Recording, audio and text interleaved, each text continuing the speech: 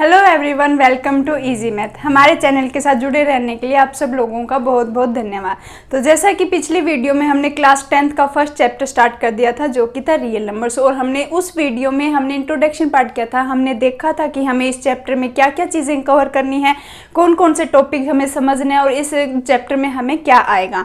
तो आज हम स्टार्ट कर रहे हैं एक्सरसाइज 1.1। लेकिन क्या है कि इस एक्सरसाइज में हम 1.1 के क्वेश्चन ना करके उसके एग्जाम्पल्स करेंगे, क्योंकि एग्जाम्पल्स में कुछ ऐसे क्वेश्चन है जब तक आप वो क्वेश्चंस नहीं समझेंगे तब तक एक्सरसाइज के क्वेश्चंस निकालने थोड़े मुश्किल हो जाएंगे। तो आज हम पहले एग्जाम्पल्स करेंगे, जिनमें से हमारे पास जो इस एक्सरसाइज के 4 एग्जाम्पल्स हैं। फर्स्ट एग्जाम्पल्स था जिसमें HCF निकालना था 2 नंबर्स का, वो आपको मैं लास्ट वीडियो में बता चुकी हूँ। तो आज हम उससे आगे करेंगे, जो बाकी के 3 एग्जाम्पल्स बच गए हम वही करेंगे। और 3 एग्जाम्पल्स अगर आपको वो समझ आ गए तो आपको एक्सरसाइज समझने में बहुत ज़्यादा ईजी हो जाएगा। तो स्टार्ट करते हैं हम एग्जाम्पल नंबर 2 से, देखते हैं उसमें क्या करना है।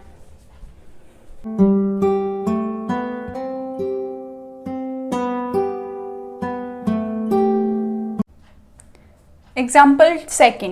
Show that every positive even integer is of the form 2q and that every positive odd integer is of the form 2q plus 1 where q is some integer। तो इसमें हमें क्वेश्चन से क्या पूछा गया है कि हमें दिखाना है कि कोई भी इवन पॉजिटिव इवन इंटीजर है उसको 2q की फॉर्म में लिख सकते हैं, और जो भी कोई पॉजिटिव ओड इंटीजर है उसको 2q plus 1 की फॉर्म में लिख सकते हैं। तो पहले मैं आपको कुछ एग्जांपल लेके कराती हूँ कि ये क्वेश्चन है मेरे पास है। मान लो नंबर है 4 को 2 से डिवाइड करना है, 5 को 2 से डिवाइड करना है। ठीक है, पहले इन दोनों से देखते हैं। 2 2 जा 4, मेरे पास रिमाइंडर बच गया 0। यहाँ पे क्या आएगा, 2 2 जा 4 और मेरे पास रिमाइंडर बच गया 1। आगे एग्जांपल अगर मैं लेती हूँ 6, इसको करती हूँ तो मेरे पास आता है रिमाइंडर 0। ठीक है, अगर मैं अब आगे इसको करती हूँ 7, तो 2 3 जा 6 और मेरे पास रिमाइंडर बच जाता है 1। तो यहाँ पे मैं एक चीज़ ये क्लियर करना चाहती हूँ कि जब भी हमारा जो रिमाइंडर होता है वो कभी भी डिवीज़र से बड़ा नहीं होता है। जो रिमाइंडर, ये वाला जो रिमाइंडर होता है वो कभी भी इससे बड़ा नहीं होता है। तो मतलब जो रिमाइंडर जो हमारा होता है वो किसके बीच में होता है, 0 और जो डिवीज़र है उससे छोटा होता है। ठीक है, 0 और डिवीज़र से छोटे के बीच में वैल्यू रहेगी। तो इस केस में जहाँ हम 2 को लेके चल रहे हैं वहाँ पे जो मेरा रिमाइंडर है वो रहेगा ग्रेटर देन 0 या equal to 0 but less than 2 ही रहेगा हमेशा। ठीक है, तो और दूसरी चीज़ अगर हम यहाँ पे देखें कि 2 × 2 करती हूँ, मैं जब इवन नंबर को 2 से मल्टीप्लाई करती हूँ तो मेरा क्या आ रहा है, हमेशा एक पॉजिटिव नंबर ही आ रहा है। 2 को 2 से करती हूँ 4, यहाँ पे 2 को 3 से करती हूँ तब भी 6 इवन नंबर ही आ रहा है। 2 को 5 से करती हूँ तब 10, मतलब किसी भी 2 को एक इवन नंबर है जो कि उसको किसी भी नंबर से आप मल्टीप्लाई करोगे एक इवन नंबर ही आपको मिलेगा।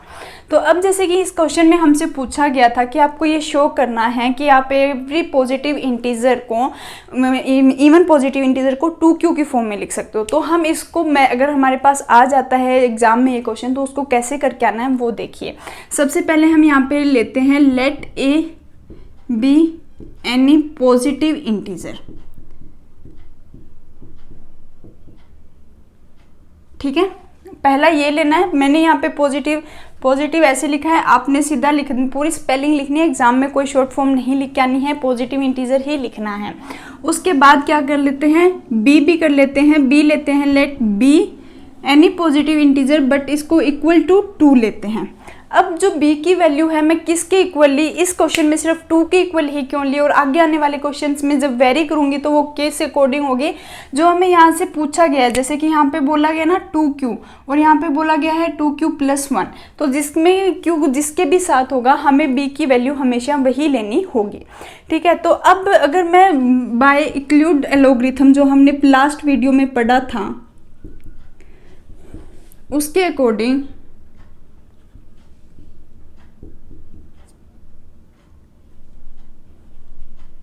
लॉगरिथम, तो उसके अकॉर्डिंग मेरे पास क्या आना चाहिए। अगर मैं जब a को b से डिवाइड करती हूँ तो मेरे पास a की वैल्यू यही आनी चाहिए ना, 2q plus r, जहाँ पे q क्या है, जहाँ पे q है क्वेश्चन जिसकी वैल्यू कुछ भी हो सकती है। q हमेशा क्या रहेगा, एक पॉजिटिव इंटीजर ही रहेगा।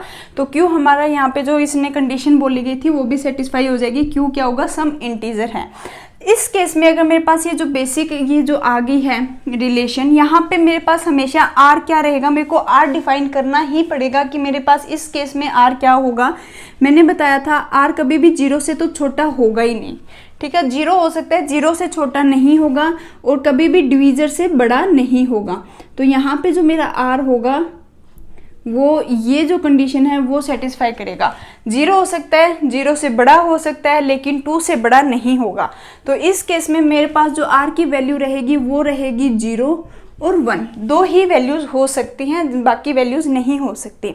अब अगर मैं ये वैल्यूज़ इस वाली इक्वेशंस में पुट करती हूँ, अगर मैं r = 0 पुट करती हूँ तो a = 2 क्यों आता है, और अगर मैं r = 1 पुट करती हूँ, r = 0 पुट और r की वैल्यू जब हम 1 पुट करेंगे तब हमारे पास आएगा a की वैल्यू आएगी a = 2q + 1। तो जो हमारी ये दो स्टेटमेंट है इसी के बेस पे हमें जो पूरा क्वेश्चन पूछा गया है वो है। तो देखिए जो मैंने आपको ये एग्जांपल्स करवाए थे वो किस लिए करवाए थे, ये दो चीजें समझाने के लिए। एक तो जो रिमाइंडर होता है वो क्या कंडीशन सेटिस्फाई करता है, और जो दूसरा कि जब भी मैं किसी एक इवन नंबर को या 2 को किसी भी नंबर से मल्टीप्लाई करती हूँ तो हमेशा हमें एक इवन नंबर ही मिलेगा। तो वही चीज समझाने के लिए जो यहाँ पे आई है कि जो 2 है वो एक इवन नंबर है, इसको चाहे मैं किसी भी इंटीजर से मल्टीप्लाई करूँ ये हमेशा एक इवन नंबर ही रहेगा। जो कि हमसे क्वेश्चन में यही चीज पूछी गई है कि show that every positive even integer is of the form 2q। तो यहाँ पे मैंने जो ये 2q यहाँ पे लिखा है, यहाँ पे आपको एक चीज लिख देनी है कि जब भी हम 2 को किसी भी नंबर से मल्टीप्लाई करेंगे हमें एक इवन नंबर ही मिलेगा। दूसरा कि जब भी मान लो मेरे पास 2 को मैंने किसी से मल्टीप्लाई किया, मान लो 2 को 2 से मल्टीप्लाई किया 4 आ गया, 2 को 3 से मल्टीप्लाई किया 6 आ गया, 2 को 4 से मल्टीप्लाई किया 8 आ गया।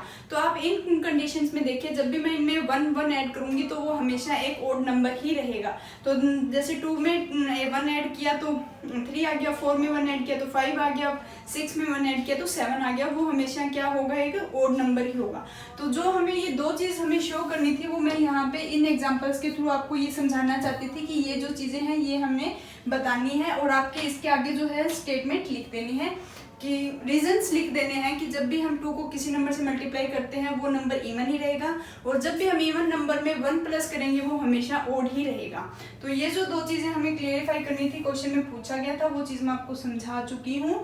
आई होप कि आपको ये क्वेश्चन समझ आ गया, क्योंकि इस क्वेश्चन के बेस पे इस जैसे क्वेश्चन बहुत सारे हैं जो हमें आगे एक्सरसाइज में भी करने हैं और नेक्स्ट एग्जाम्पल्स में भी 1-2 में यही क्वेश्चन ऐसे पूछे गए हैं। तो आई होप आप सबको ये समझ आ गया है। बाकी हम नेक्स्ट देखते हैं एग्जाम्पल 3। अगर नहीं भी समझ आया हो तो प्लीज कमेंट करके पूछ लेना। तो नेक्स्ट देखते हैं example 3। Example 3. Show that any positive odd integer is of the form 4q + 1 or 4q + 3 where q is some integer. तो ये जो क्वेश्चन है बिल्कुल लास्ट एग्जाम्पल की तरह ही है, वहाँ पे 2q था और यहाँ पे 4q है। तो बिल्कुल सेम स्टार्टिंग हम करेंगे जैसे हमने लास्ट क्वेश्चन में की थी। Let a and b any positive integer where b = 4। तो मैंने आपको बताया था कि b की वैल्यू हम क्या 4 क्यों लेते हैं, 2 कब लेते हैं, या 4 की वैल्यू जो है b की वैल्यू जो है हम कब चेंज करते हैं। तो जो q के साथ जो भी नंबर होगा वो हम क्या लेते हैं, b की वैल्यू ले लेते हैं। जैसे कि यहाँ पे q के साथ 4 है तो हमने b की वैल्यू 4 ले ली। जो अब हमारा नेक्स्ट स्टेप था वो था कि हम यूज़ करते हैं इक्लूड्स लॉगरिथम को। तो हम यहाँ लिखेंगे बाय यूजिंग include logarithm हमारे पास क्या होगा, a = क्या होगा 4q + r। तो अब जो नेक्स्ट स्टेप में हमें क्या है, हमें बताना है कि इस केस में हमारे पास जो है r की वैल्यू वो क्या क्या हो सकती है। तो r की वैल्यू हमारे पास क्या हो सकती है, > 0 बट <4। तो अगर जब ये कंडीशन हम लगाएंगे तो हमारे पास r की वैल्यू हो सकती है 0, 1, 2 एंड 3। तो मतलब यहाँ पे मेरे पास कितने केस बन रहे हैं, 4 केस बन रहे हैं। उन चारों में मुझे देखना है कि 4q + 1 और 4q + 3 करते हैं तब हमारे पास एक ओड नंबर ही आता है। तो जब मैं r की वैल्यू 0 पुट करूँगी, इस इक्वेशन 1 में पुट करती हूँ r की वैल्यू 0, तो मेरे पास क्या होगा, a की वैल्यू आएगी 4q + 0 और ये बन जाएगा 4q। तो मैंने आपको वो लास्ट क्वेश्चन में बताया था और अब भी बता रही हूँ, जब भी इवन नंबर को किसी भी नंबर से मल्टीप्लाई करते हैं तो वो एक इवन नंबर ही आएगा। तो जो 4q आया ये तो एक इवन नंबर हो गया मेरे पास। नेक्स्ट जब r is equal to 1 put करती हूँ तो मेरे पास एक ही वैल्यू रहेगी 4q प्लस 1। तो 4q जब एक इवन नंबर है तो उसमें मैं 1 ऐड करूँगी तो क्या हो जाएगा, वो एक ओड नंबर हो जाएगा। तो ये जो नंबर आएगा वो आ जाएगा मेरे पास ओड नंबर। तो मैंने 1 वाला तो यहाँ पे कर दिया है कि 4q प्लस 1 एक ओड नंबर है। बाकी 3 में और जाके देखते हैं। जब मैं यहाँ पे r is equal to 2 put करूँगी तो मेरी एक ही वैल्यू आएगी, वो आएगी 4q प्लस 2। तो यहाँ पे ध्यान रखना कि जब भी इवन नंबर में आप इवन नंबर ऐड करते हो तो तब भी जो है वो एक न इवन नंबर ही आएगा। जैसे 2 में अगर 2 ऐड करती हूँ, 2 में 4 ऐड करती हूँ, 2 में 6 ऐड करती हूँ तो हमें हमेशा इवन नंबर ही मिलेगा। तो 4q प्लस 2 भी क्या हो गया, एक इवन नंबर हो गया। लास्ट रहता है r इज इक्वल टू 3।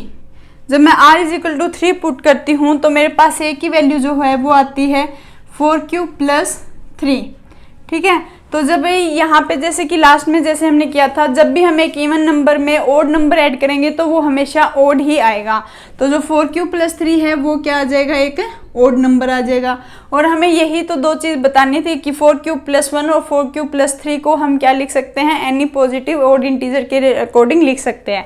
तो जो हमारा आंसर जो मैंने यहाँ से जो हमने शो कर दिया है, ये चीज़ सेटिस्फाई कर दी है, हमने दिखा दिया है कि a is equal to 4q plus 1 odd होता है और 4q प्लस 3 भी एक ओड नंबर ही होगा। तो हमसे क्वेश्चन में भी यही पूछा गया था और हमने ये जो चीज़ है वो बता दिया। आई होप आपको ये क्वेश्चन समझ आ गया। अगर आपको लास्ट वाला क्वेश्चन समझ आ गया था तो बिल्कुल सेम वैसे ही क्वेश्चन है। 2-3 बातों को ध्यान रखना है।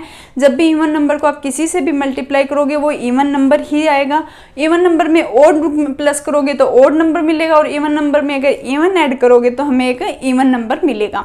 तो ये था क्वेश्चन नंबर 3, एग्जाम्पल 3 इस एक्सरसाइज का। लास्ट हमें जो करना है वो करना है एग्जाम्पल 4 और वो इस एक्सरसाइज का लास्ट एग्जाम्पल होगा। तो आज हम सिर्फ एग्जाम्पल्स करेंगे।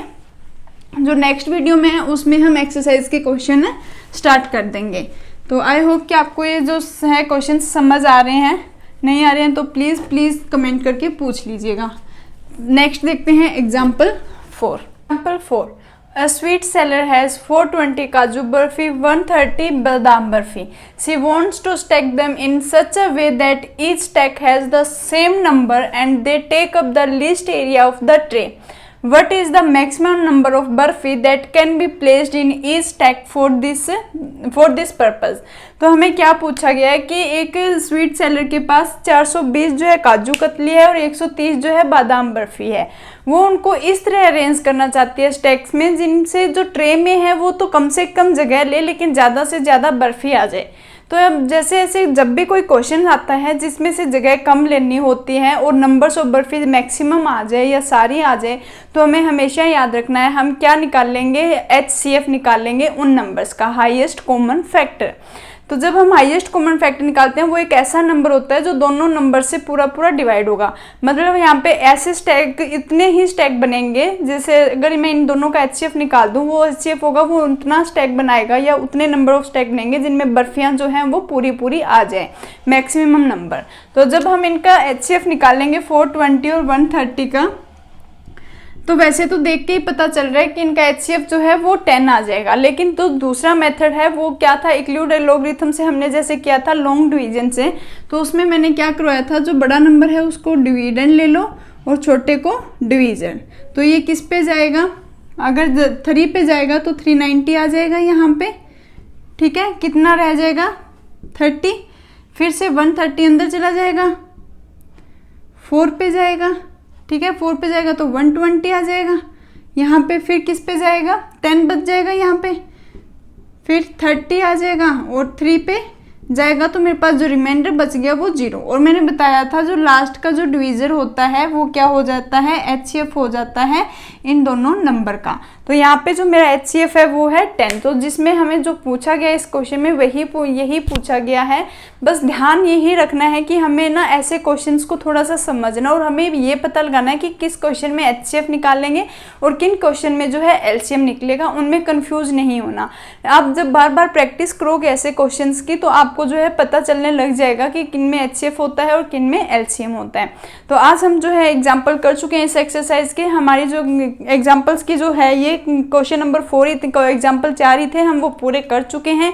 नेक्स्ट वीडियो में हम एक्सरसाइज स्टार्ट कर देंगे, नेक्स्ट लेक्चर में एक्सरसाइज 1.1 कंप्लीट भी कर लेंगे। तो तब तक आप इन जो क्वेश्चंस आज करवाए हैं प्लीज़ आप उनको ध्यान से करिए, समझिए, और कहीं पे भी डाउट आ रहा है थोड़ा सा भी तो कमेंट करके हमसे पूछ लीजिएगा।